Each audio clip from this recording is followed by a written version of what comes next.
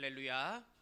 오늘 귀한 성탄을 맞이하며 우리 주님의 크신 은혜 또 크신 귀한 기쁨이 저와 여러분에게 흘러넘치는 오늘 귀한 복된 하루 되시기를 먼저 주님의 이름으로 간절히 축원드립니다.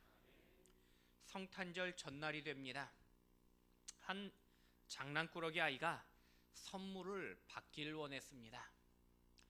이 아이가 엄마에게 묻습니다. 어떻게 하면 선물을 받을 수 있냐고 물으니까 엄마는 착한 일을 많이 하면 선물을 받는다고 말합니다. 엄마의 답변에 아이가 걱정합니다. 착한 일이라고는 해본 적이 없고 늘 말썽만 부렸기 때문입니다.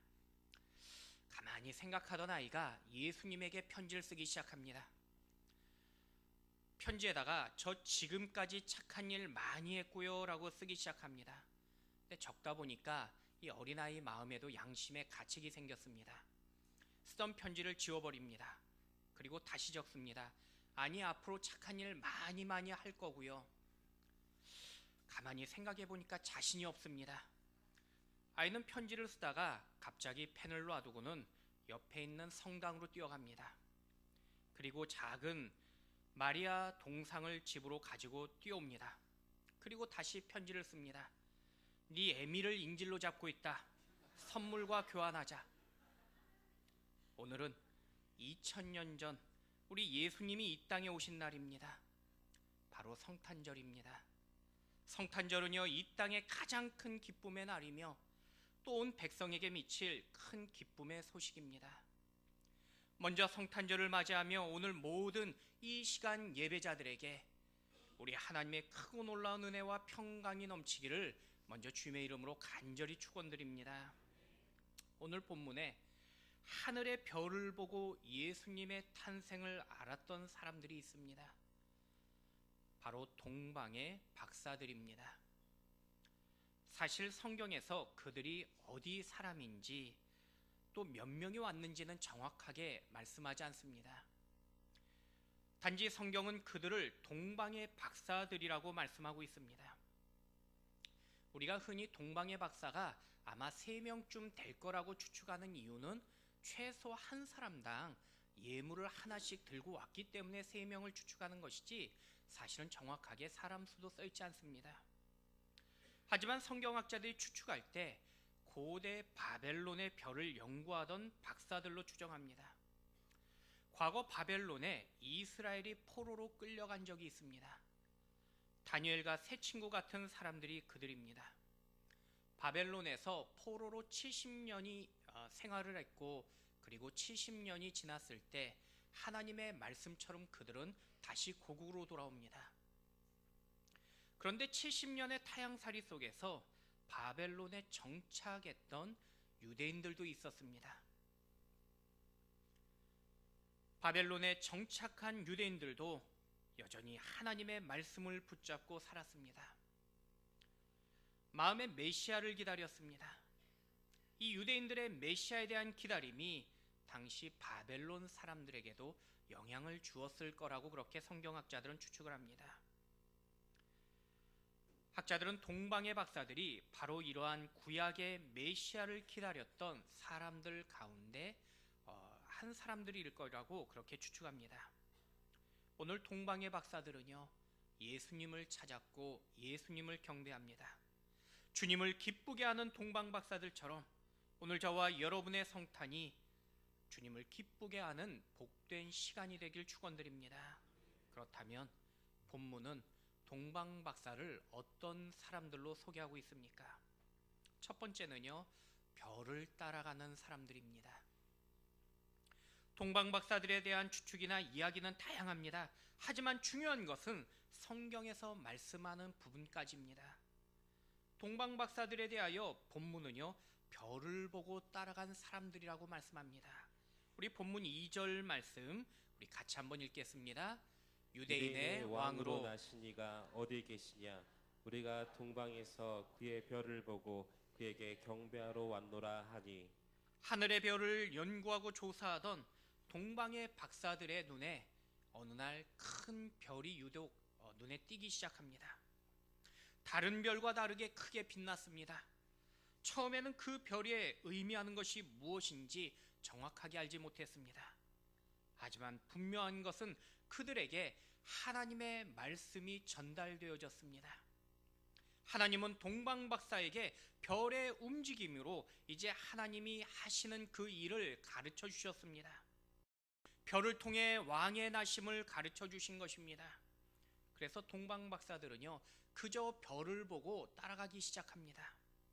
마치 동방박사에게 별을 통해 예수님을 만나게 하듯, 여러분 오늘 이 시간에 우리에게 말씀을 통해서 주님은 우리를 만나 주십니다. 오늘날도 성경이 전해지지 않는 많은 곳들에게는요, 하나님께서 신비한 방법으로 또 기적으로 주님께서 만나 주시는 그런 그 간증들을 듣게 됩니다. 전 세계 극단주의 이슬람 국가의 한 나라인 이란이라는 국가가 있습니다. 미국의 오픈도어라는 미국 선교단체 통계를 보니까요, 1979년도 당시에 이란에는요 8,200만의 인구 중에서 기독교인이 500명이 되지 않았다고 합니다. 이란에서 공개적인 기독교인도 없었지만요, 지하에서 비밀리에 예배를 드리다가 붙잡히면요 심하게는 사형까지 당하기도 합니다. 그래서 이란에서는 지금도 전도할 수가 없습니다. 그런데 놀라운 것은요, 올 초에 이란의 기독교 통계를 보니까 세례받은 기독교인들이 무려 100만 명이 넘는다고 합니다. 역대 이란의 역사 가운데 가장 많은 그리스도인들이 지금 이 시간 주님 앞에 나오고 있습니다. 더 놀라운 사실은요, 여러분 우리가 열심히 전도해도 한 명 전도하기 힘든데 이란에서는 여전히 전도하지 못합니다. 선교사님들이 성경을 들고 다니지 못합니다. 그럼에도 불구하고 급속도로 기독교인들이 오늘도 늘고 있습니다. 이란에 있는 우리나라 선교사님들의 이러한 이란의 현지 선교 보고를 들어보니까요, 그 답이 밝혀지는 것입니다. 선교사들도 복음을 전하지 못하고 또 전도하다 걸리면 감옥에 가기 때문에 실제로 전도하지 못하고 움츠리고 있습니다. 전도하려고 접근하면은 오히려 선교사라는 신분이 탄로나서 감옥에 가고 심한 고초와 벌금을 물고 추방을 당하기도 합니다. 그런데 주님께서 친히 복음을 전하고 계십니다.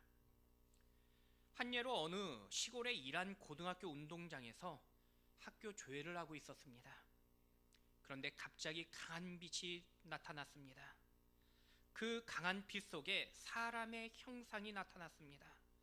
그리고 그 환상 속에 있는 그 형상의 사람이 내가 예수라고 그렇게 말씀하셨습니다. 예수님이 친히 말씀하시면서 심지어는 미국의 선교사님이 있는 어느 집으로 가라고 그 안에서 말씀을 하셨다고 합니다. 아이들과 교사들은요, 그 환상 가운데 예수님의 말씀처럼 깜짝 놀라 두려운 마음으로 그리고는 그 자리에 엎드러졌다가 그리고 달려가서 선교사님에게 찾아갔습니다. 당시 교사와 학생 50여 명의 이 모든 학생들이 그리고 예수님을 믿고 세례를 받게 되었습니다.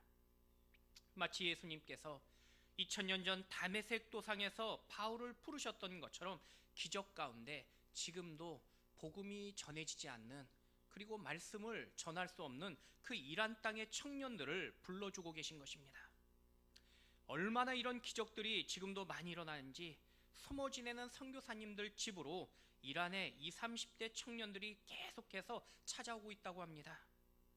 찾아온 청년들의 말이 예수님이 꿈이나 환상 가운데 자신에게 말씀하여 주셔서 선교사님에게 직접 가라고 말씀하셨다는 것입니다. 찾아간 청년들은요, 선교사님을 통해서 복음을 듣고 또 주님을 영접하고 세례를 받은 것입니다. 이렇게 무려 100만 명의 청년들에게 하나님이 기적을 베푸신 것입니다. 여러분, 주님은요 오늘도 택한 자녀를 결코 포기하지 아니하십니다. 하나님의 때가 되면은 주님은 불러주십니다. 주님은 만나주십니다. 여러분, 오늘 이 기적의 역사가 여러분에게도 일어날 수 있길 축원드립니다. 주님은 복음이 전해지지 못한 곳에서도 다양한 기적과 모양과 또한 방법을 통해서 주님은 말씀해 주셨습니다. 우리 히브리서 1장 1절 말씀 같이 한번 읽겠습니다. 옛적에 선지자들을 통하여 여러 부분과 여러 모양으로 우리 조상들에게 말씀하신 하나님이 지금 동방의 박사들에게도 신약 성경이 전해지기 전에 주님은 그들을 만나 주십니다. 이 시대에 말씀이 전해지지 않는 곳에 여전히 주님은 기적을 통하여 만나 주십니다.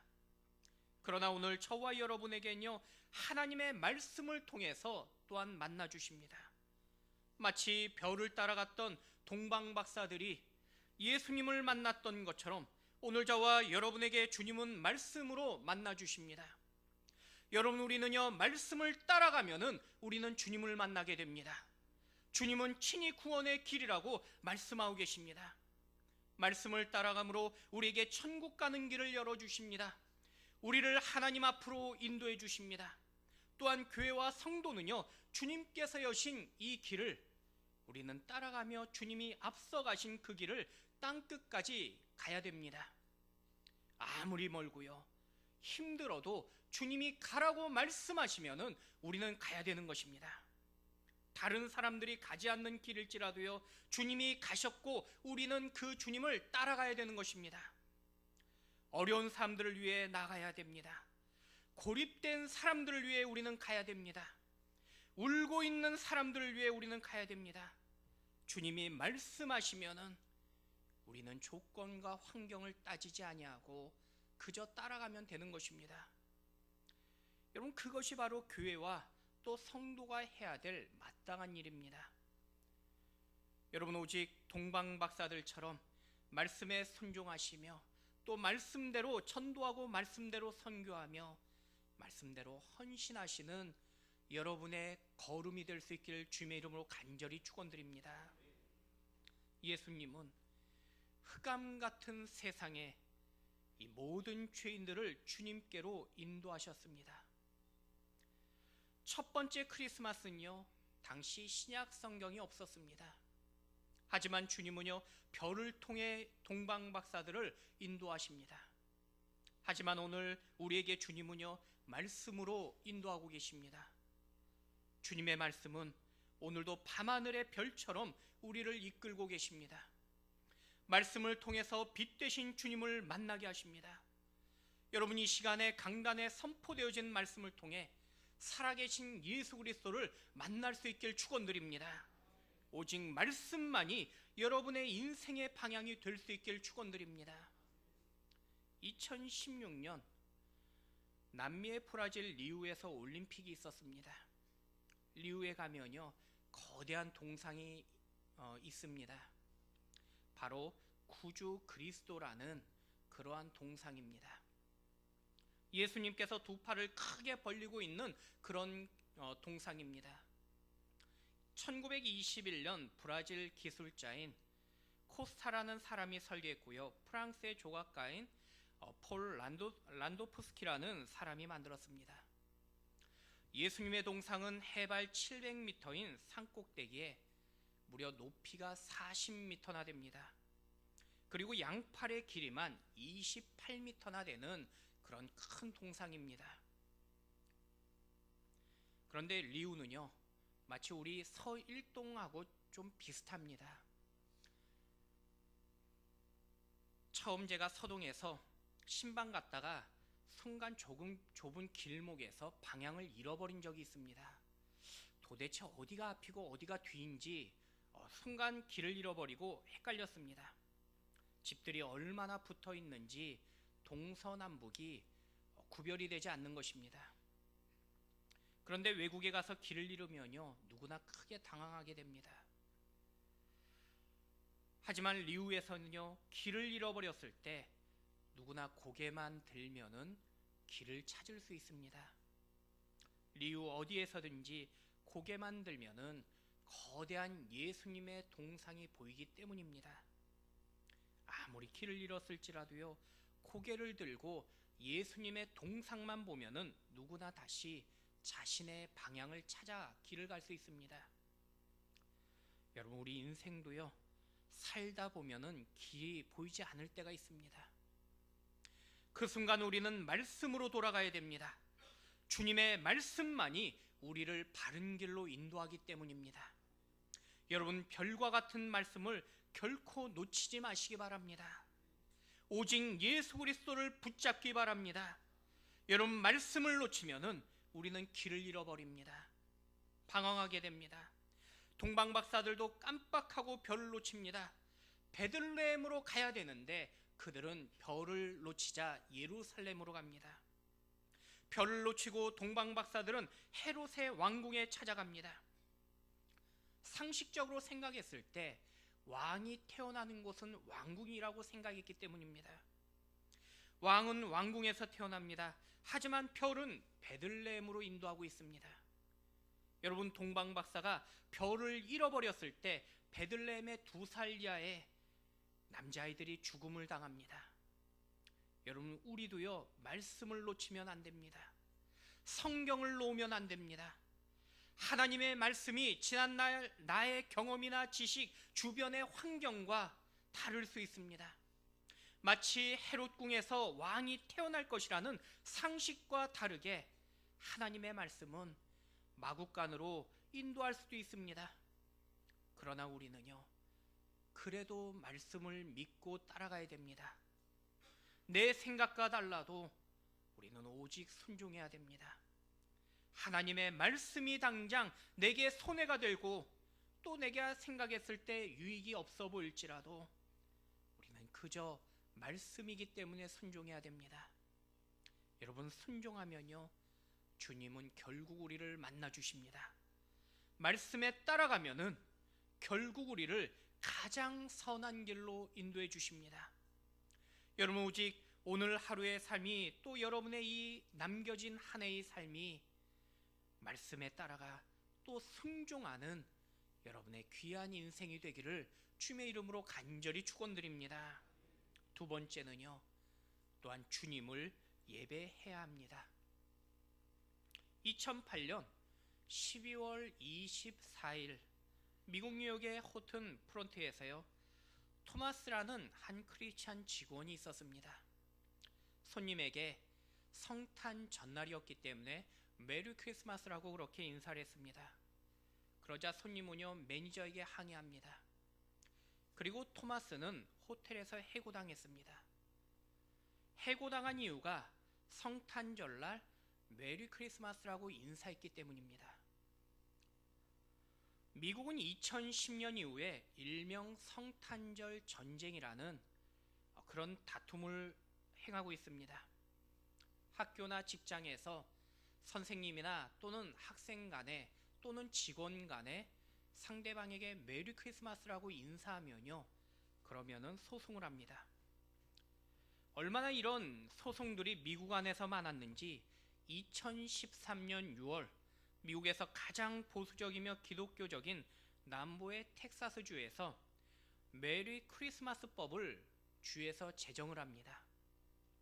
텍사스주에 있는 모든 학교의 교사와 학생들 간에 성탄절날 메리 크리스마스라고 인사했다고 소송하지 못하게 하는 그런 법입니다. 여러분, 성탄절은요, 예수님이 탄생하시고 또 예수님의 탄생을 축하하는 날입니다.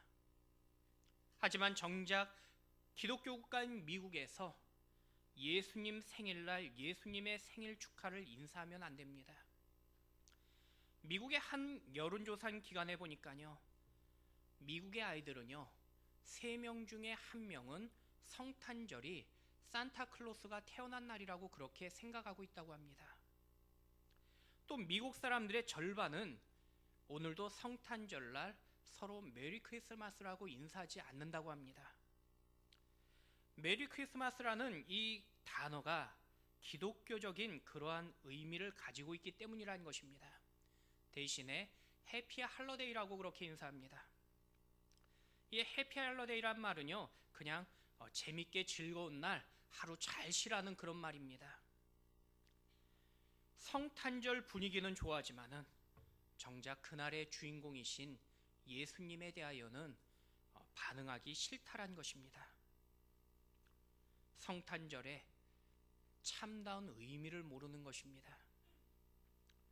여러분, 크리스마스란 말은요, 크라이스와 마스의 합성어입니다.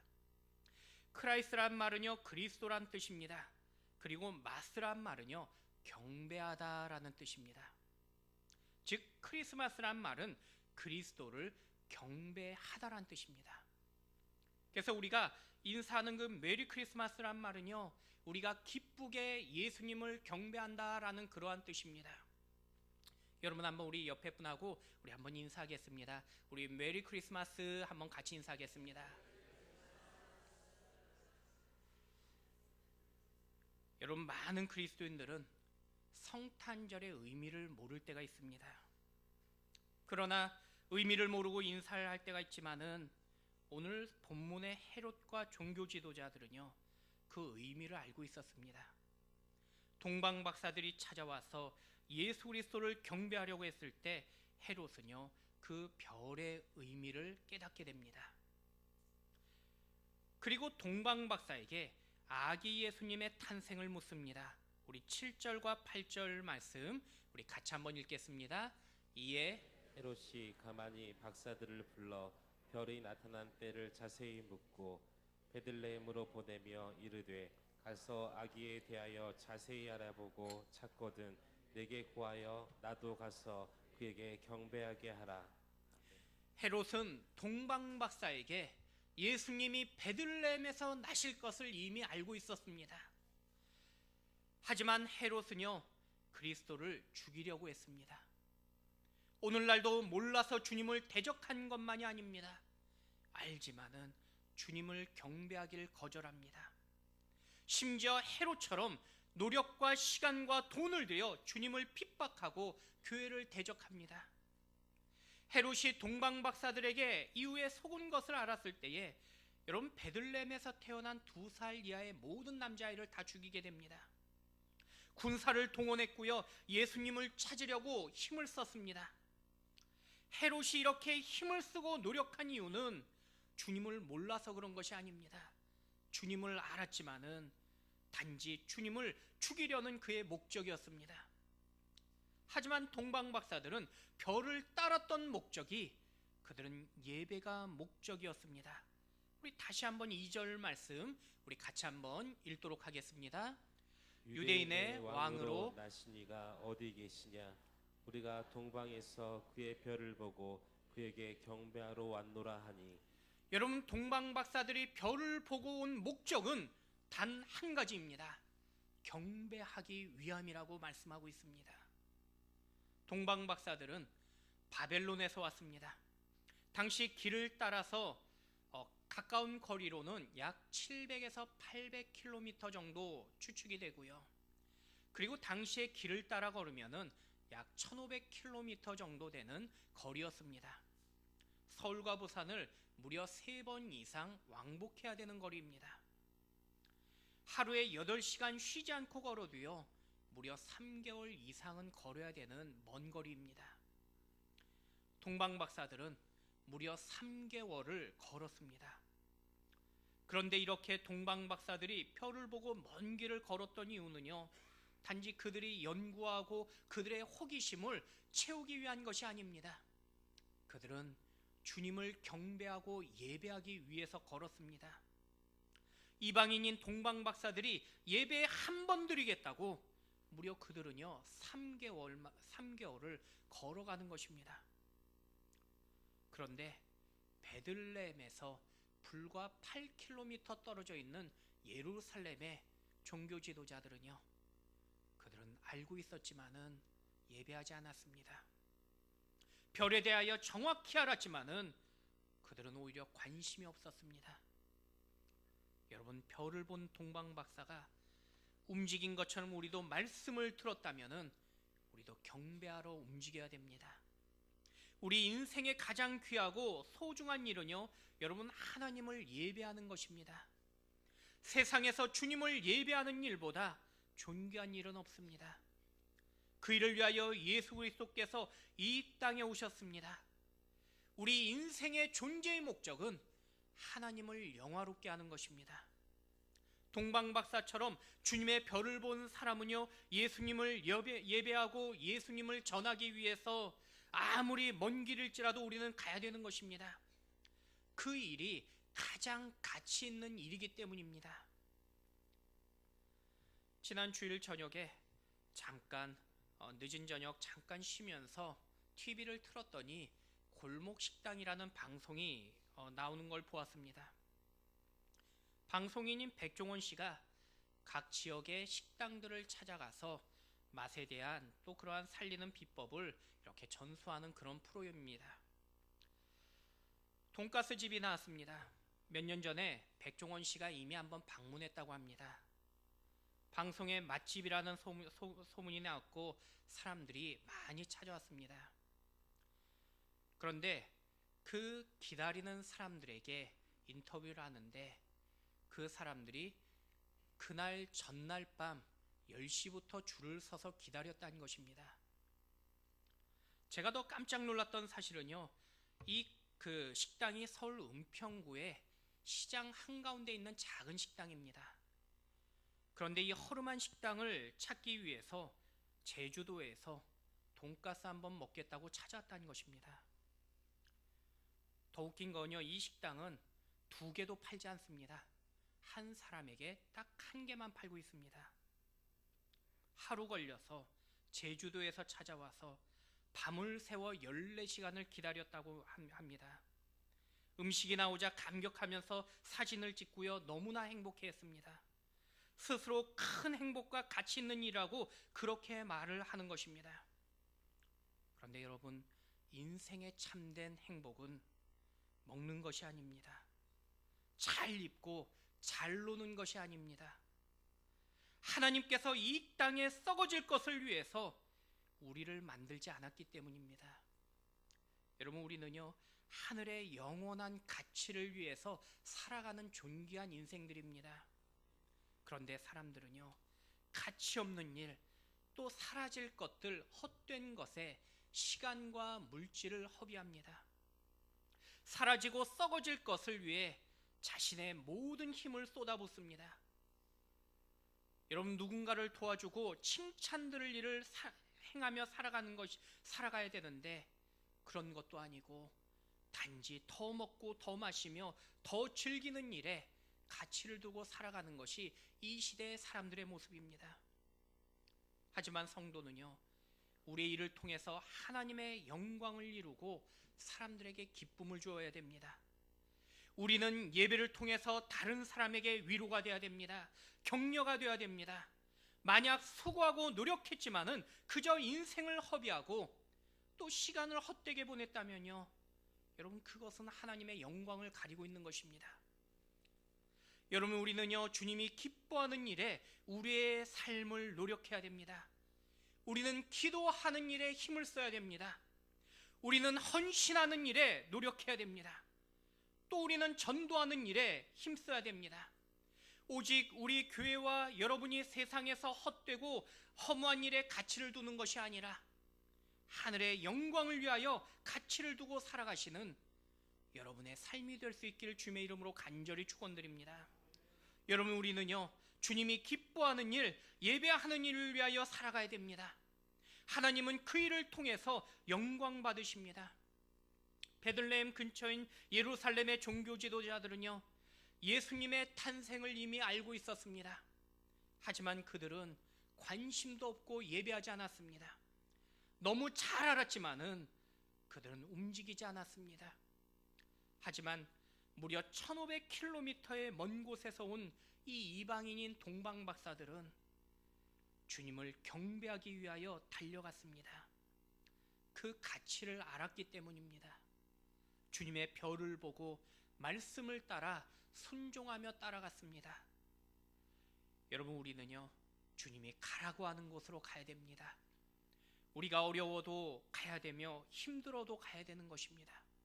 오직 주님의 영광을 위하여 오늘도 또 달려가며 걸어가는 여러분이 될 수 있기를 축원드립니다. 마지막 3번째는요, 주님께 드려야 됩니다. 동방박사들은 별을 따라 베들레헴에 도착합니다. 드디어 예수님께 황금과 유향과 몰약을 드립니다. 우리 11절 말씀 우리 같이 한번 읽겠습니다. 집에 들어가 아기와 그의 어머니 마리아가 함께 있는 것을 보고 엎드려 아기께 경배하고 보배압을 열어 황금과 유향과 몰약을 예물로 드리니라. 동방 박사들은 그들은 이방인입니다.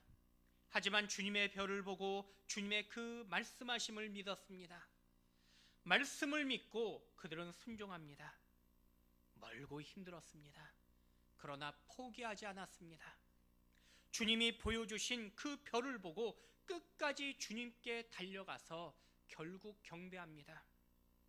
그리고 자신들의 준비한 귀한 것을 드립니다. 황금과 유향과 그리고 몰약을 드렸습니다. 이미 몸으로 시간으로 귀한 헌신을 했지만은 그들이 드린 이 예물로 그들의 헌신은 더 존귀하게 됩니다. 동방 박사들은 황금을 드림으로 예수님이 세상의 왕이심을 증거했습니다. 또 값진 향료인 유향을 드림으로써 우리 죄를 사하시는 영원한 제사장이심을 증거했습니다. 당시의 값진 방부제였던 이 몰약으로 우리의 죄에서 대속하시는 또 영원한 선지자이심을 증거했습니다. 그리고 이 예물은요, 나중에 헤롯의 위협을 피해서 애굽으로 피난 갔던 예수님의 가족들에게 3년간의 생활비가 되기도 합니다. 제가 어릴 때 여름방학이 되면요, 외가에 놀러 갔습니다. 외가에 가면은 맛있는 과일들도 주셨고 또 낮에는 물놀이를 하고 즐겁게 시간을 보냈습니다. 낮에 즐겁게 놀다가 그리고 해질쯤 저녁에 이제 집에 들어오면은 목욕을 하게 됩니다. 당시에 수돗물이 나오지 않았기 때문에 마당 한복판에 있는 펌프에 이제 물을 받아서 목욕을 했습니다. 그런데 어린 시절에 제가 신기했던 것은요, 그 펌프 안에 보면은 물이 한 방울도 보이지 않았습니다. 대신에 바가지로 물 한 그릇을 이렇게 퍼가지고 그 펌프 안에 물을 넣고 그리고 열심히 펌프질을 하면요, 분명히 물은 한 바가지밖에 들어가지 않았는데 큰 대야에 물을 가득 채우고도 계속해서 물이 나오는 것입니다. 이렇게 물을 나오게 하기 위해서 펌프 안에 넣는 그 적은 물을 마중물이라고 말합니다. 눈에는 분명 물에 그 펌프 안에 없었지만은 마중물 한 바가지가 치아에 많은 물을 끌어올린 것입니다. 여러분, 동방박사의 드림은요, 바로 하나님 나라의 마중물이 됩니다. 동방박사 같이 드려진 이 거룩한 손길 때문에 하나님 나라는 오늘까지 확장되어 왔습니다. 또 이 복음이 땅끝까지 전해져 왔습니다. 오늘날 이 땅에 130년 전 복음을 전해준 많은 선교사님들 그 복음의 마중물이 되었습니다. 또 38년 전 우리 교회가 이 땅에 세워질 때 이 자리에 여러 모양으로 헌신했던 우리 귀한 우리 이 자리의 어르신들이 우리 교회의 부흥의 마중물이 되셨습니다. 지금도 교회 곳곳에서요, 작은 마중물로 쓰임받고 있는 분들이 계십니다.